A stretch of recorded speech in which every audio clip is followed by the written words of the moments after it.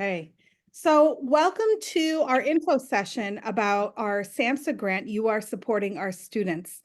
I am really excited to join you today and talk about this grant-funded initiative that is really focused on building the capacity of educators within New York State's Finger Lakes region to support the significant behavioral health needs of our kids or of our region's teens. And we have worked successfully with a number of communities in the Finger Lakes region, including Orleans, Ontario, and Monroe County. And we are really excited to be able to disseminate this into your region as well. I'm going to share a little bit about the project and about the kind of roles, responsibilities, and opportunities that we are able to support to your teams. So as we go along, please feel free to either put questions in the chat, raise your hand virtually, interrupt me. We're pretty casual here, and we can go from there. All right. So our team consists of a really dedicated group of school mental health professionals at the University of Rochester Medical Center. And I will be, Dr. Allison Stiles will be joining us in just a minute. She is our co-director and she is our youth mental health first aid and question, persuade, refer training lead. I am Melissa Heatley. I'm our project director. I also lead our capacity building initiative called Project ECHO. Dr. Linda Albert Gillis is the director of the University of Rochester's Child and Adolescent Outpatient Services. And Brianna Daniels is our project coordinator and communication extraordinaire. And she's also a licensed mental health counselor and is a school mental health professional, works in a number of schools in our region.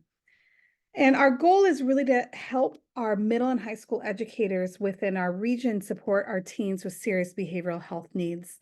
And we recognize that, especially following COVID, that already challenging patterns of teens with emotional difficulties and suicidality and behavioral regulation problems has really skyrocketed. And we have seen patterns go up about 30% for our inpatient census, as well as our partial census, referrals to outpatient care through the roof. These are all patterns that you guys have seen as well. One of the things that we also know is that on a national level, we see a really small snapshot of the kids who really need help. And school employed staff are functionally providing 70 to 80% of the necessary behavioral health supports for kids. And they don't often end up getting to our office. In our Finger Lakes region, we found that this is true as well. And educators have been increasingly recognized locally, regionally, and nationally by 2 U.S. Surgeon Generals as frontline providers of services and supports.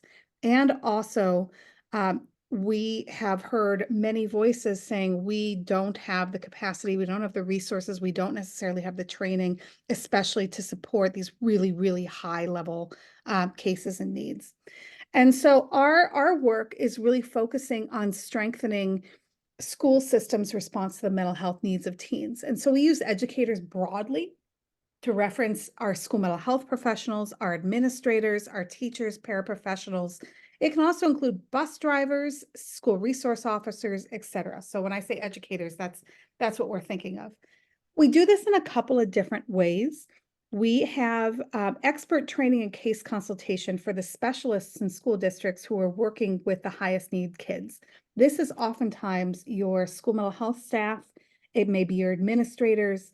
It also may be people who are common first responders, which sometimes are paraprofessionals or special education teachers who are supporting high needs kids. And we do that through a Project ECHO model, which I'll talk about in a second. We also really work to help our school districts build their capacity to build your school's capacity in supporting kids.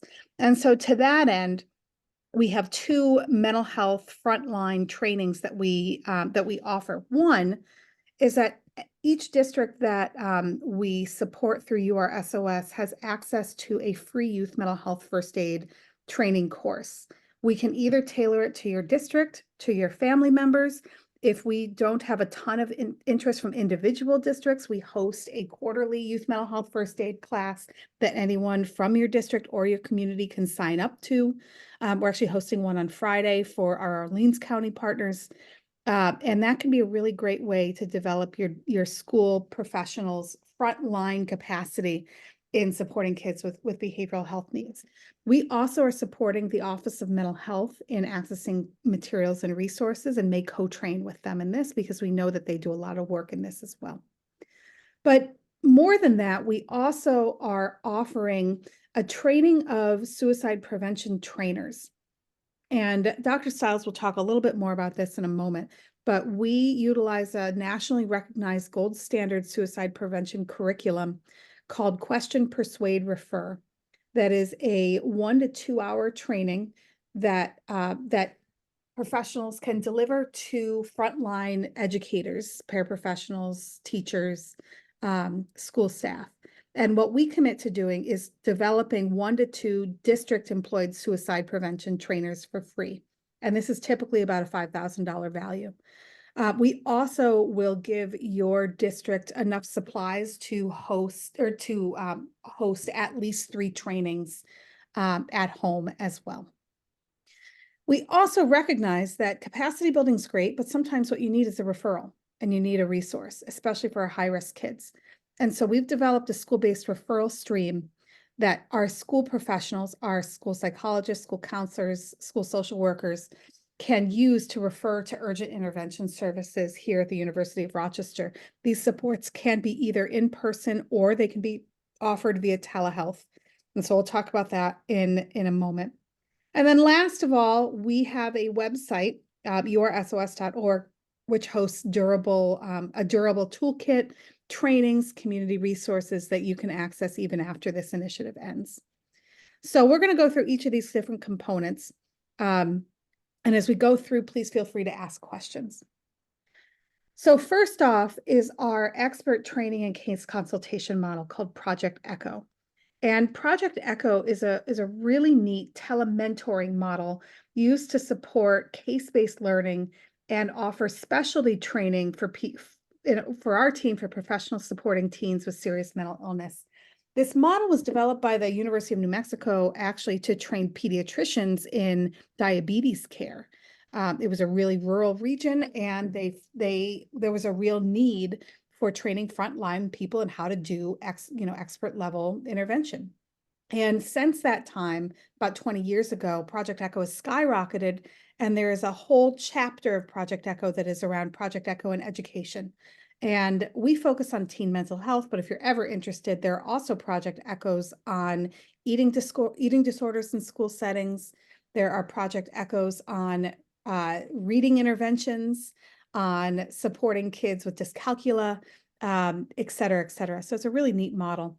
And the way that it works is that we have a specialist team that provides didactic training and case consultation. And then we've got, you see here, it says local providers. These are our local educators. This is oftentimes our school mental health staff, counselors, administrators participating in the echoes. And there's certainly a level of learning that we hope that and have found that our teams have taken away from the echo sessions. But there's also a really important component of our school teams teaching each other and teaching us on best practices that you guys are utilizing. And so there's a lot of knowledge sharing. Our content for the way that it's set up is we have about a 20-minute didactic each time that we meet. We meet every other week for about a semester, so September through January. And we start by talking through strategies for recognizing and supporting kids in distress through a cycle of regulation and how to talk and tools to talk through that with your teams. Supporting kids with SUD challenges, supporting common emotional behavioral concerns at school. We also have a segment on treatment for teens with serious mental illness.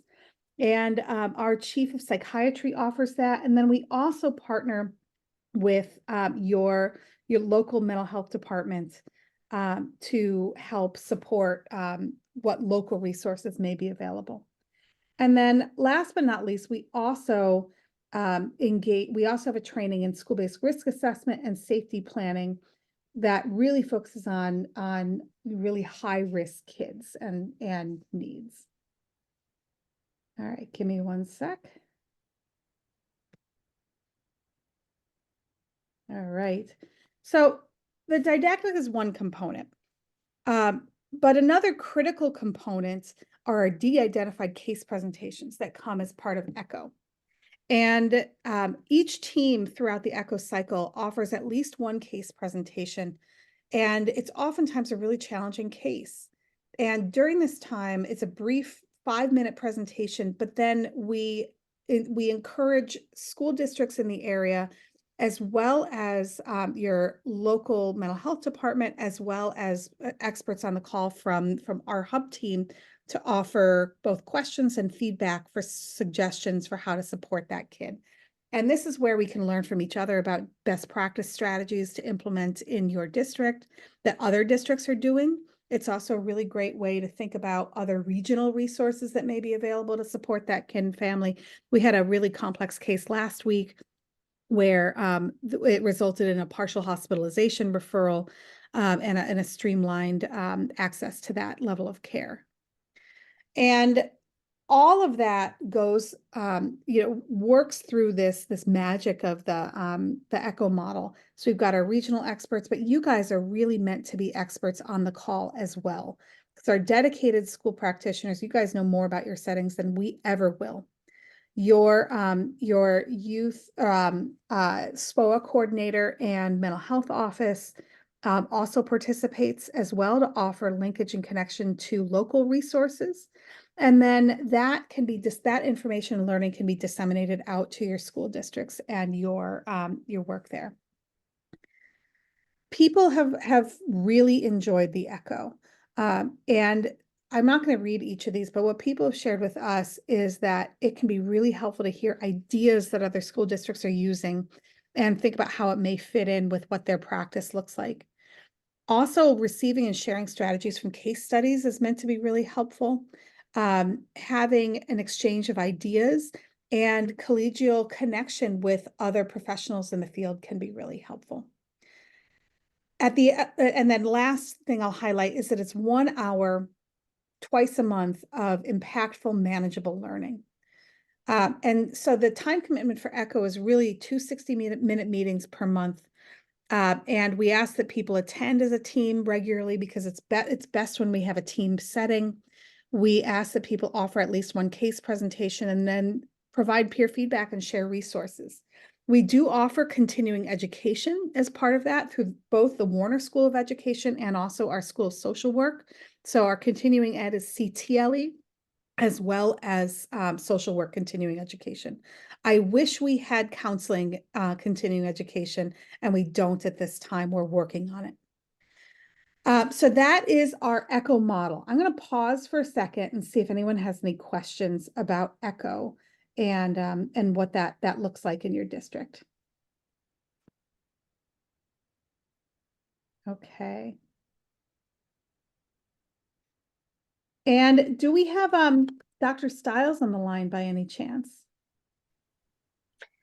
Hi, I am here. Hi, everybody. I apologize for not being on right away. I was stuck in a pretty complex school consultation. Melissa and I do a lot of school consultations, and as you all know how that goes, sometimes those can be pretty complicated. So I apologize for hopping on late. It's so good to meet everybody. I'm Allison Stiles. I'm a child and adolescent psychologist at the UR Med Center, and I work closely with Dr. Heatley and our expanded school mental health work. And as part of this project, I lead our question, persuade, refer training. And so I'll talk a little bit about what that is. So for those of you who aren't familiar with question, persuade, refer, it is a suicide prevention training that is designed for any adults who are working with youth to be able to recognize the signs and symptoms of a youth experiencing suicidal thoughts or ideation, and being able to approach that youth and persuade them to get help and to refer them to the right supports, similar to when we think about CPR, right, in terms of first aid training that can help us prepare for situations. And for question, persuade, refer, we are able to train 1 to 2 folks within each of your districts or participating schools as a question, persuade, refer trainer. So we have a train the trainer certification course that you all would be able to identify folks to come and train. And then we ask that those trainers then deliver trainings within your school and community. So we ask that they deliver 3 within the first year of being trained. And then we also, I think if you want to go to the next slide, Melissa. Oh, well, yeah, thank you. So this is just really highlighting the importance of that ripple effect that's similar to the ECHO model, right? We know when we think about train the trainer, you all are working within your schools and districts and working with communities, and to be able to take the knowledge from those trainings and share them widely across your communities is hugely important in terms of reaching more impact, because we know that there are not enough of us to go around in terms of trained providers to be able to recognize and support these youth. And so we really need to make sure that those that are on the front lines have that knowledge to do so. You can go to the next slide, Melissa.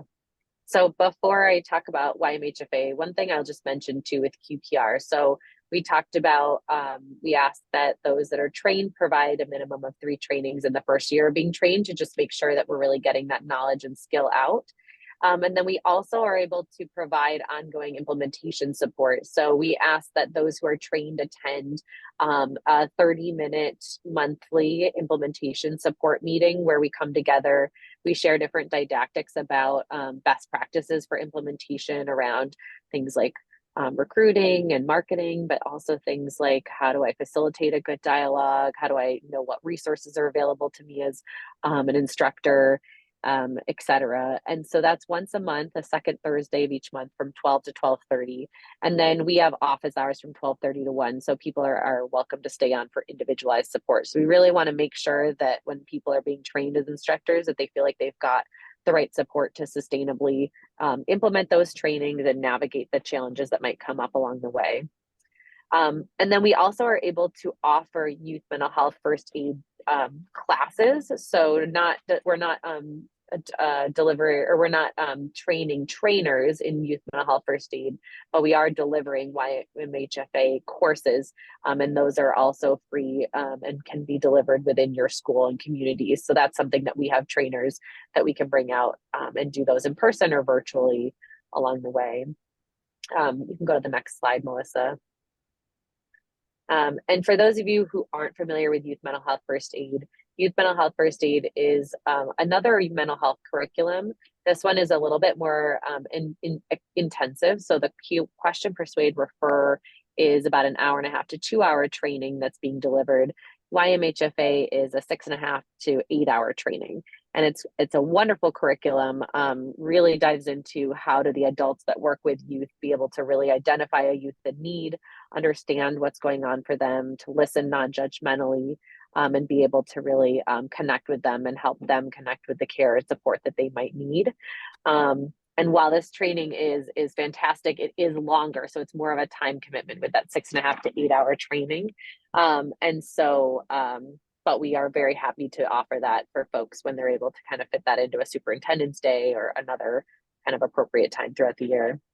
And so Melissa, if you want to go to the next slide, before I pass it back over to you, one other thing I'll note with the QPR trainings is that we also, because we have a number of folks trained in this now, there are opportunities for those as they're being trained to attend and observe others who are facilitating those trainings. And we've heard that that could be really helpful to just kind of increase people's confidence with doing the trainings and know what to expect when they're delivering their own trainings. And the last thing too is that with the QPR trainings, we often start by suggesting that folks are training the adults in their school and in their community and parents, et cetera. But we can deliver that QPR training to youth as well from 8th grade up. And so that's something that we also can support your teams in delivering those trainings for youth in the secondary buildings as well. So I'll just pause there. If anyone has any questions, I'm happy to answer them. Otherwise, we can talk about a couple of the other aspects of our core project. All right, thank you. So Melissa, I'll pass it back over to you. Sounds good. Okay. So the other two pieces that we offer are really meant to be concrete tools and resources. Because we know that asking people to just do everything by themselves is not a great solution. So we'll talk through our school-based referrals, our short-term intervention services, and also our teen mental health tools and community resources. The first thing I'll highlight is our priority access to short-term intervention for school-based referrers. And we've got two different interventions that our school teams can refer to. One is called our START team. The other one is to our READY program. And we have a website that outlines START and READY that reminds people of what this is. And we train people in how to make these referrals. So you don't have to remember exactly what each one is today. But what we've developed is a school-based referral stream to both a more crisis level response and then a short-term intervention that is meant to build skills. So I'll highlight first our short-term assessment and response team. This is our intervention that in the Monroe County region, our mobile crisis team refers into after they have their visit with mobile crisis. The CPEP, psychiatric emergency room, refers into this service for discharge, follow-up, as well as our inpatient teams. We will often bridge care with our START team. And the purpose of it is to offer readily accessible short-term interventions to help with really acute stressors that are currently occurring within a family. And we're able to link families to short-term crisis interventions relatively quickly in the outpatient world, usually within 5 to 10 business days of referral. And that intervention really consists of a balance between evaluation of the crisis and intervention. That may look like safety planning, de-escalation, parent coaching, review of resources, and linkage and connection to more ongoing care. And the goal for this is to identify the really immediate acute challenges that are occurring within the family and problem solve how to best manage them. The kids who are eligible for START services are kids and families who are experiencing really significant distress related to an identifiable stressor. So this may be that they have lost someone, they've gone through a breakup, there's been a trauma like a house fire. We also have kids who are in significant distress on a regular basis, but there's been an event that would be helpful, that either is a crisis and linkage moment that would be helpful to intervene with that kid, or there's a real need for connection to care. It is not appropriate for kids with immediate safety concerns. You're still thinking about your local resources like 911, emergency room, or psychiatric resources within your county. It's also not appropriate for kids who are already receiving mental health services in the community. This is an outpatient service. And if they are struggling with a crisis, the first step should be to call their therapist and see if they can get in with their therapist. If they can't get in with their therapist, we also, through our ECHO program, are going to be identifying resources, including an upcoming walk-in pediatric mental health clinic that we are opening in June, which is really exciting. That could also be a resource. And at the end of the day, the purpose is really de-escalation, safety planning, and linkage and connection. There's 1 to 6 interventions there. Our second school-based referral stream that we've developed is for our READY intervention. And the READY model is really meant for families who are ready to access evidence-based intervention. It's short-term, meaning 8 to 12 sessions. In the world of a kid, that can be anywhere from 3 to 6 months, which is actually a pretty decent amount of time. About 90% of our kids are able to be discharged after 8 to 12 sessions and feel like they have appropriately developed the skills that they need. And the focus is on rapidly building skills, insight, and support for a kid and a family, and then returning to community-based care. It's an episode of care model. If they need more care later on, they can return to get touch-ups, and they can return for another course of READY if needed. It offers initial assessment, goal identification, psychoeducation for parents and kids on what the presenting issue is. It also helps kids and parents develop skills that are really important for addressing the needs that the child has. For example, we have a lot of kids with high anxiety or school avoidance who receive the Ready intervention. And there's a level that the kid is learning during Ready, but there's also a referral to a parent intervention that is focused on how do you balance accountability and accommodation with a really challenging kid with anxiety. And then we also engage in quite a bit of discharge planning, focusing on enhancing skills, safety, development, and identification of additional community resources.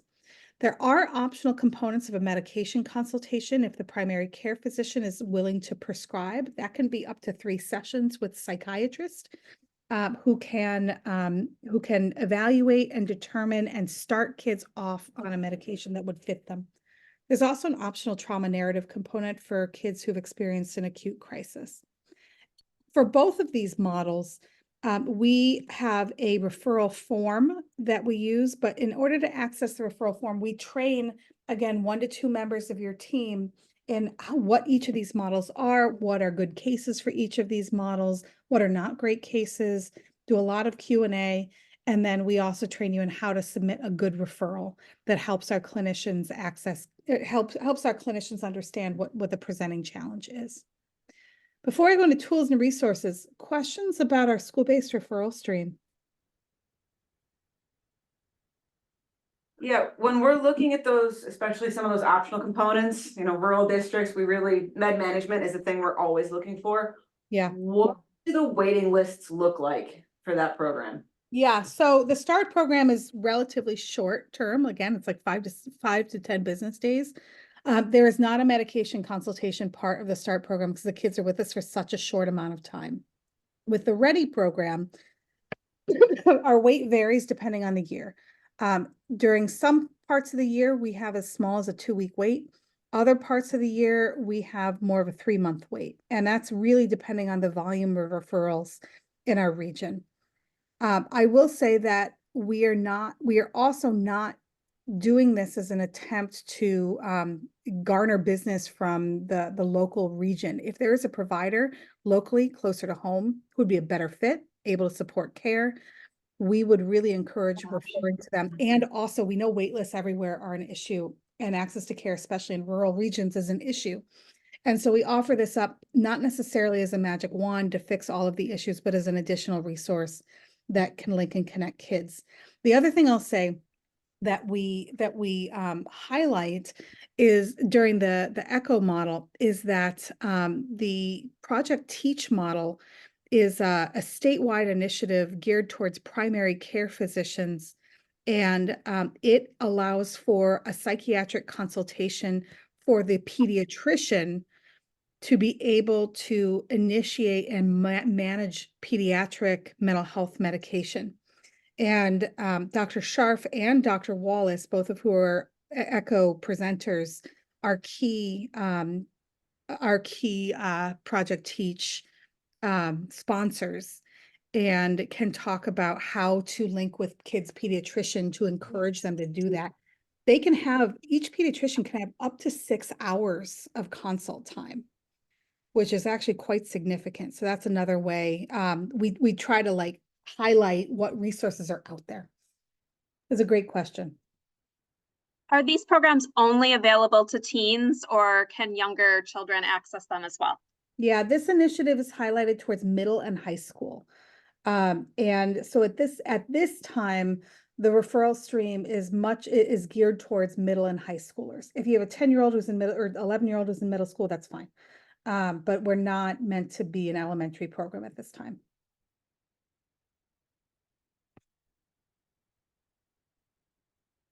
All right, other questions? All right. The last thing I'll share is that we are committed to providing durable resources. And so we have developed an adolescent mental health toolkit that has a large list of community resources available in the Finger Lakes region, highlights best practice tools that we discussed during the ECHO, and offers regional exemplars of best practices that schools have initiated. And that resources hub, I'll just take you and show you real quick, is accessible even if you are not a member of the URSOS team. So you can find it at yoursos.org and either follow the resources link or it's /resources hub. And we have a bank of resources for school mental health practitioners, including lists of therapists, psychiatrists, educational evaluations. We also have exemplars of school-based risk assessment and safety planning, strategies to support parents and families, and to support kids with anxiety, avoidance, and then county by county resources as well. The other piece that we have is resources for educators, and these are a series of handouts that were developed by the Minnesota Association for Children's Mental Health because we really like it. And it's a one-page front to back fact sheet about many mental health disorders and how it plays out in the classroom and strategies for accommodation.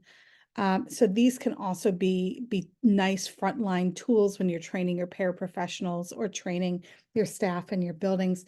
And then we also host all of our URSOS trainings on this section here. And I'm on VPN and it sometimes gives me a hard time clicking through on this section. So I'm not going to, because there's a lot of videos on there. So I'm not going to click through there. But that is meant to be a durable resource there. The time commitment is meant to be manageable, and I did not update the January 2023 part of this. The anticipated time commitment is that we have a self-guided orientation that we send out to our partnering teams in August of 2024. And then that just says, here's what an echo is. It's like a maybe 10-minute video. And after that, it's 2 hours a month for 5 months. So September through January of 2024. For our QPR trainers, we have a full day of QPR training of trainers. And then we ask that each trainer host 3 QPR trainings in the year 1 of the training. So if you get trained in November of 2024, you have until November of 2025 to offer 3 QPR trainings. And these are 1 to 2 hour trainings. People find that they're really manageable to implement in a school setting. The resources are easy to access and they're pretty school friendly. We do have that 30-minute implementation support meeting that helps people implement those trainings. And so that's a little bit about the time commitment, but it's meant to be manageable.